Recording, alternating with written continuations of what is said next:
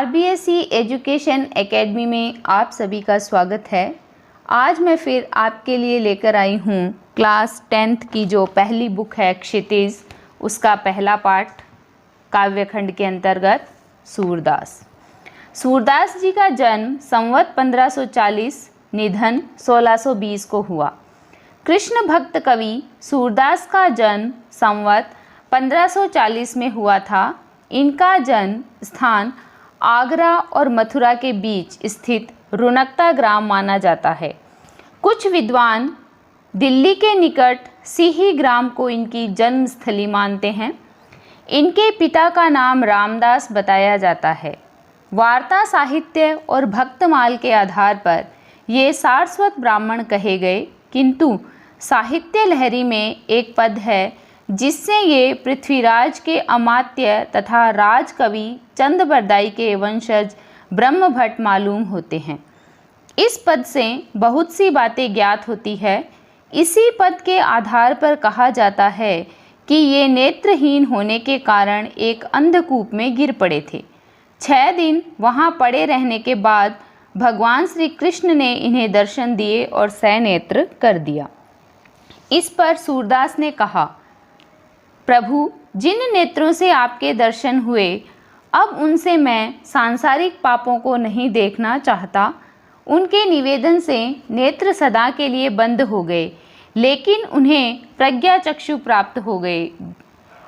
सूरदास जन्म से अंधे थे, यह विवादास्पद है। इस संबंध में अधिकांश विद्वानों का मत है कि वे जीवन के अंतिम समय में अंधे हुए थे, क्योंकि इसका प्रमाण हमें इनके पदों से मिल जाता है।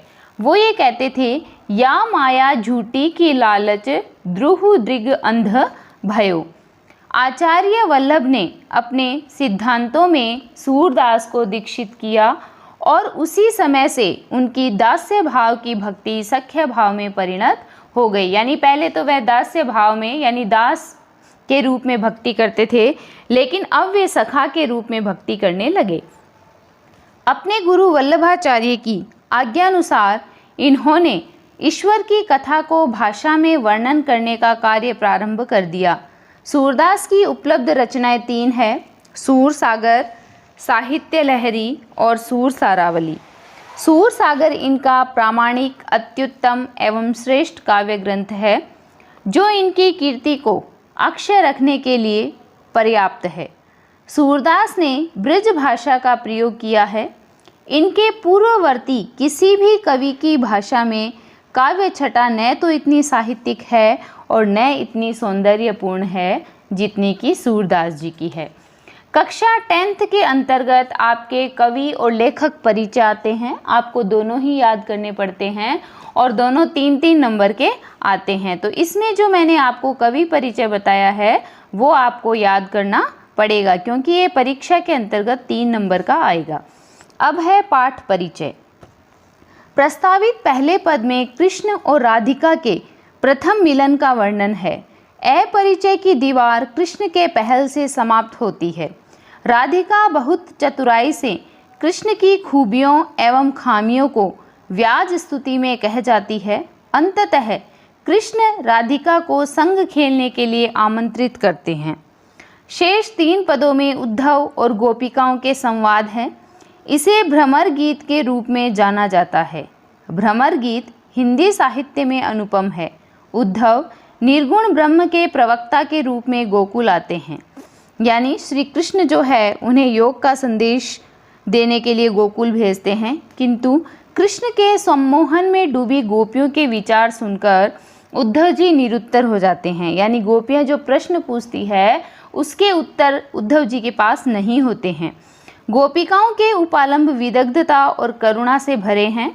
गोपियों के व्यंग्य बाणों से उद्धव का हृदय छलनी हो जाता है और वे स्वयं कृष्णमय हो जाते हैं।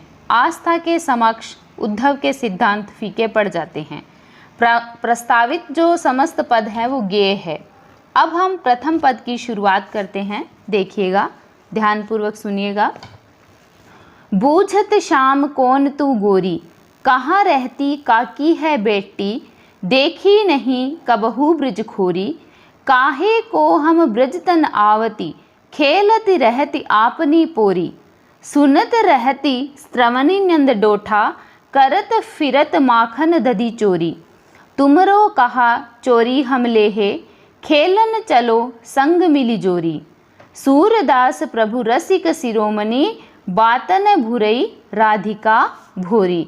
यानी कृष्ण राधा को खेलने के लिए इसमें प्रेरित करते हैं। इसके अंतर्गत ये है कि जब भी हम व्याख्या करते हैं तो आपको क्या करना चाहिए, जो बूझत शब्द है और जो इसी पद का अंतिम शब्द है भोरी, तो आगे बूझत लिखना है, फिर बीच में डैश करके लास्ट में भोरी लिखना है। उसके बाद में आपको सप्रसंग लिखना है। अब मान लो आप इसका सप्रसंग लिखते हो तो कैसे लिखोगे? आप इसका सप्रसंग लिखोगे, प्रस्तुत पाठ हमारी कक्षा 10 की पुस्तक क्षितिज के प्रथम भाग काव्य खंड के अंतर्गत सूरदास जी द्वारा रचित भ्रमर गीत सार से लिया गया है। और इस पद के अंतर्गत कृष्ण राधा को खेलने के लिए किस प्रकार प्रेरित करते हैं, इस भाव को स्पष्ट किया गया है। यानी जब भी आप सप्रसंग लिखते हैं तो आपको 4 बातें उस सप्रसंग में लिखनी जरूरी होती है। एक किताब का नाम, एक कवि का नाम, एक उसकी कृति का नाम और एक उसमें क्या भाव है। ये चारों जो है विषय ये आपको लिखने पड़ते हैं। उसके बाद में आती है व्याख्या। तो व्याख्या किस प्रकार करेंगे, पहले मैं आपको इसका अर्थ बताती हूँ। बूझत श्याम कौन तू गोरी, यानी कृष्ण जो है वो राधा को खेलने के लिए प्रेरित करते हैं। उससे पहले वो ये पूछते हैं, बूझत मतलब पूछना, श्याम मतलब श्री कृष्ण, कौन मतलब कौन, तू मतलब तुम, गोरी मतलब युवती, कि श्री कृष्ण राधा को पूछते हैं कि हे युवती तुम कौन हो, कहाँ रहती हो, काकी है बेटी, तुम किसकी बेटी हो, किसकी पुत्री हो, देखी नहीं कभू ब्रज खोरी, आज से पहले तुम्हें कभी ब्रज की गलियों में तो नहीं देखा। खोरी मतलब गली।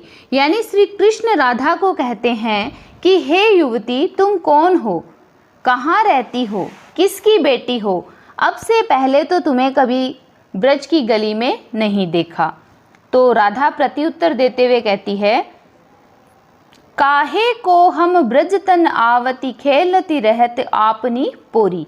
काहे को मतलब क्यों, हम ब्रज तन आवती, हम ब्रज की ओर आते, खेलती रहती आपनी पोरी, हम तो अपने बरामदे में अपने घर में ही खेला करती हैं। यानी राधा कहती है हम क्यों ब्रज की ओर आने लगी, हम तो अपने ही आंगन में खेलती रहती है। फिर राधा कहती है, सुनती रहती स्त्रवनी नंद ढोटा। राधा कहती है सुनते रहते हैं, स्त्रवनी यानी कानों से, नंद ढोटा यानी उनका पुत्र, कि हम अपने कानों से सुनते हैं कि नंद बाबा का एक पुत्र है, करत फिरत माखन दधी चोरी, वह मक्खन और दही की चोरी करता हुआ घूमता रहता है। यानी राधिका पहले तो ये कहती है कि हम क्यों ब्रज की ओर आने लगी, हम तो अपने ही वहाँ पर खेलती हैं। फिर वो ये कहती है कि हमने सुना है गोकुल में एक नंद बाबा का पुत्र है जो हमेशा दही और मक्खन की चोरी करता हुआ घूमता है। फिर कृष्ण कहते हैं, तुमरो कहा चोरी हम लेहे, कि तुम्हारा हमने क्या चुरा लिया, खेलन चलो संग मिली जोरी, तुम मेरे साथ जोड़ी बनाकर खेलने के लिए चलो। यानी श्री कृष्ण कहते हैं कि हमने तुम्हारा क्या चुराया है जो तुम मुझे यह बात कह रही हो, तुम मेरे साथ जोड़ी बनाकर खेलने के लिए चलो। सूरदास प्रभु रसिक शिरोमणि, आगे सूरदास जी कहते हैं कि प्रभु जो श्री कृष्ण है रसिक शिरोमणि है, यानी रसपूर्ण बातें करते हैं। बातन भुरई राधिका बोरी, और उन्होंने अपनी रसपूर्ण बातों में चतुर राधिका को, जो चतुर बात करते हुए जो भोली भाली राधा है, सीधी साधी राधा है, उसको अपने साथ खेलने के लिए राजी कर लिया। यानी इस पद के अंतर्गत यह बताया गया है कि सर्वप्रथम कृष्ण जो है वो राधा को पूछते हैं कि तुम कौन हो, कहाँ रहती हो, किसकी बेटी हो, आज से पहले तुम्हें कभी गोकुल की गलियों में नहीं देखा। तो राधिका उत्तर देती है कि हम यहाँ क्यों आने लगी, हम तो अपने ही वहाँ पर खेलती हैं। और फिर राधा कहती है कि हमने सुना है कि यहाँ एक नंद बाबा का पुत्र है जो दही और मक्खन की चोरी करता हुआ घूमता है। फिर श्री कृष्ण कहते हैं कि हमने तुम्हारा क्या चुरा लिया, क्यों ना तुम जोड़ी बनाकर मेरे साथ खेलने के लिए चलो। तो सूरदास जी कहते हैं कि इस प्रकार प्रभु श्री कृष्ण ने अपनी रसपूर्ण बातों में उस राधिका को फंसा लिया और वह खेलने के लिए राजी हो गई। फिर हम लिखते हैं इसका विशेष। तो इसका विशेष जब हम लिखेंगे तो सबसे पहले लिखेंगे इसका भाव, कि इसका भाव कौन सा है। दूसरे नंबर पे लिखेंगे इसकी भाषा कैसी है। तीसरे नंबर पे लिखेंगे अलंकार कौन सा है। और चौथे नंबर पे इसकी शैली किस प्रकार की है। तो सर्वप्रथम इसका जो भाव है वो मैंने आपको बता ही दिया कि भक्त कवि सूरदास ने राधा और कृष्ण के किशोरावस्था के जो स्वभाव है उसका सरस वार्तालाप का वर्णन किया है। दूसरे नंबर पे मैंने आपको बताया था भाषा, तो इसकी जो भाषा है वो ब्रज भाषा है। तीसरे नंबर पे मैंने बताया था कि अलंकार, तो 99% देखो अनुप्रास अलंकार है वो सभी में आता है और इसको आप आसानी से समझ भी सकते हो। देखो इसमें है कहा रहती, काकी है बेटी, यानी कहाँ पे भी कै पहला है कै है और काकी में भी कै है, ठीक है। फिर है सुनती रहती, इसमें देखना सुनत का तय और रहती का तय, यानी दोनों एक जैसे वर्ण है और एक ही क्रम में हैं। तो आप इसमें लिख सकते हो कि अनुप्रास अलंकार का प्रयोग किया गया है। यदि नहीं समझ में आए, मान लो अलंकार अभी सीखे हुए नहीं हैं, पढ़े हुए नहीं हैं, तो आप यह लिख सकते हो कि इसमें स्वाभाविक अलंकारों का प्रयोग किया गया है। और चौथे नंबर पर बात आती है शैली की, यानी तरीके की। तो इसके अंतर्गत आप लिखोगे कि संवाद शैली है जिसमें स्वाभाविकता और सहजता दोनों व्याप्त हैं, ठीक है। अब हम आगे चलते हैं दूसरे पद की ओर। इसमें देखिए जो गोपियां हैं वो कृष्ण के व्यवहार पर व्यंग्य करती हुई कहती है, मधुकर श्याम हमारे चोर, मन हरि लियो तनक चितवनी में चपल नैन की कौर, पकरे हुते हृदय उर अंतर प्रेम प्रीति के जोर, गए छड़ाए तोरी सब बंधन दे गए हंस निकोर, चौकी परी जागत निसी बीती दूत मिल्यो इक भोर, सूरदास प्रभु सरबस लूट्यो नागर नवल किशोर। यानी इसके अंतर्गत गोपियां जो है वो कृष्ण के व्यवहार पर व्यंग्य करती हुई उद्धव से कहती है, मधुकर वैसे भौरा होता है लेकिन यहाँ उद्धव को संबोधित करती हुई गोपियां कहती है, मधुकर श्याम हमारे चोर। वो कहती है कि हे उद्धव, हमारे श्री कृष्ण है वो चोर है। मन हरि लियो तनक चितवनी में, मन यानी मन को, हरि मतलब चुराना, लिया यानी चुरा लिया, तनक थोड़ी सी, चितवनी में यानी दृष्टि में, चपल नैन की कोर यानी चंचल नेत्र के कोनों से। तो इसके अंतर गोपियां ये कह रही है कि श्री कृष्ण जो है वो चोर है।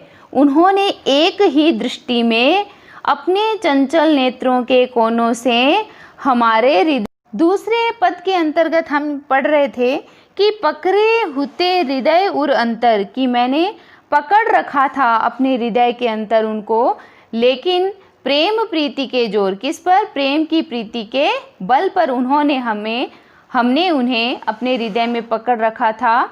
गए छड़ाए तोरी सब बंधन, वे सारे बंधनों को छुड़ाकर चले गए, दे गए हंस निकोर, और हंसी का जो मूल्य है वो हमें दे गए, यानी वो यहाँ से चले गए। चौकी परी जागत निसी बीती, आगे वो ये कहते हैं कि रात्रि जब बीती और मैं जगी तो मैं चौंकी, मुझे आश्चर्य हुआ, दूत मिल्यो एक भोर, और सुबह सुबह मुझे उनका एक दूत मिला। दूत कौन था? उद्धव। सूरदास प्रभु सर्वस लूट्यो, आगे सूरदास जी कहते हैं, सर्वस मतलब सर्वस्व, सूरदास जी कहते हैं गोपियों के माध्यम से कि श्री कृष्ण ने हमारा सब कुछ लूट लिया। नागर नवल किशोर, यानी श्री कृष्ण जो है वो चालाक है, उन्होंने हमारा सब कुछ लूट लिया और अब योग का संदेश देने के लिए आपको भेजा है। आ गई बात समझ में? इसके अंतर्गत वही है, सप्रसंग लिखना है, फिर उसकी व्याख्या लिखनी है। विशेष के अंतर्गत वही भाव, भाषा और शैली लिखनी है। भाव आपको पता ही है कि गोपियाँ जो है वो विरह वेदना से व्यथित होकर अपने प्रियतम कृष्ण को हृदय का चोर कहती है और उद्धव को दूत रूप में आया देखकर उनकी वेदना और भी बढ़ जाती है, इसलिए वह इस प्रकार वर्णन कर रही है। भाषा आपको पता ही है, ब्रज भाषा है। तीसरे नंबर पे लिखोगे स्वाभाविक अलंकारों का प्रयोग किया गया है। चौथे नंबर पे लिखोगे भावाभिव्यक्ति सहज है और भावपूर्ण है। तीसरा देखिए, तीसरा है संदेशनि मधुबन कूप भरे, अपने तो पठवत नहीं मोहन, हमरी फिरी न फिरे, हमरी फिरी न फिरे। जीते पथिक पठय मधुबन को, बहुरी न शोध करे, केवे श्याम सखा ही प्रमोघे, के कहु बीच मरे।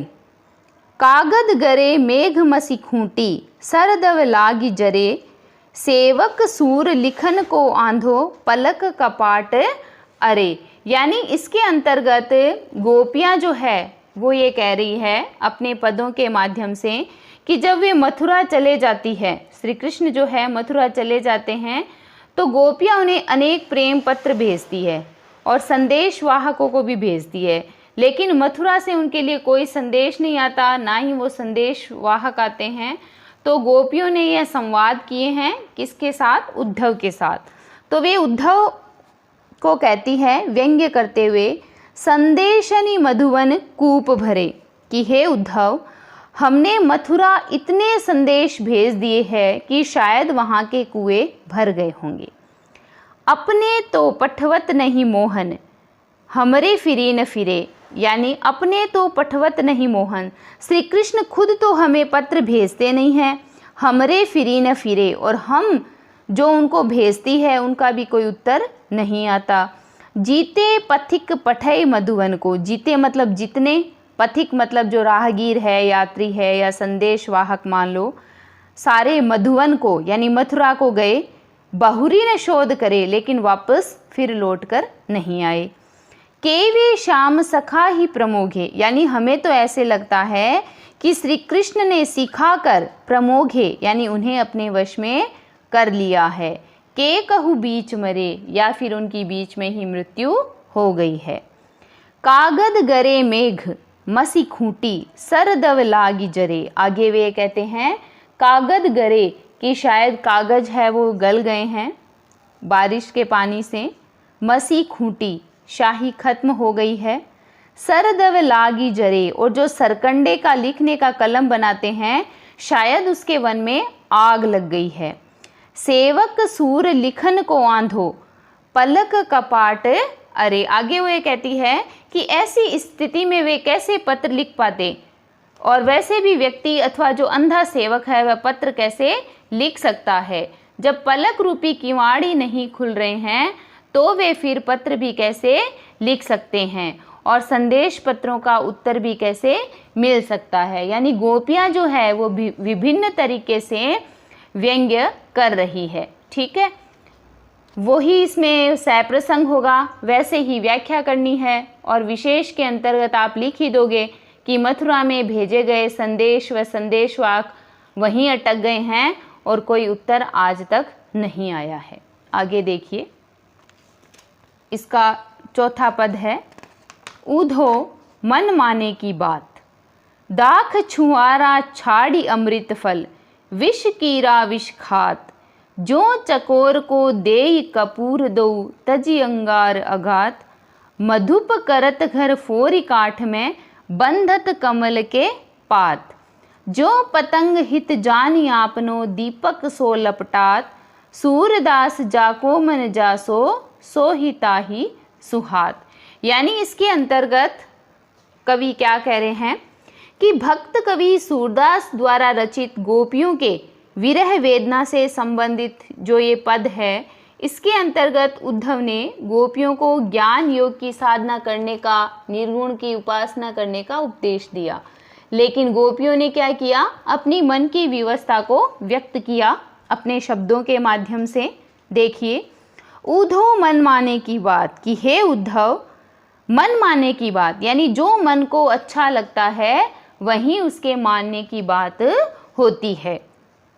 जो जिसको अच्छा लगता है वह उसी को पुकारती है और किसी को अपनाती नहीं है।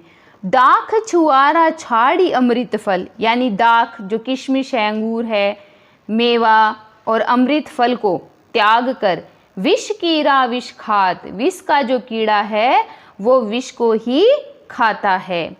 जो चकोर को देई कपूर को तजी अंगार अगात, यदि चकोर पक्षी को आप कपूर दे दो तो वह कपूर नहीं खाता, तजी अंगार अगात, वो उसको त्याग देता है और अंगारे को खाना पसंद करता है। मधुप करत घर फोरी काठ में बंधत कमल के पात।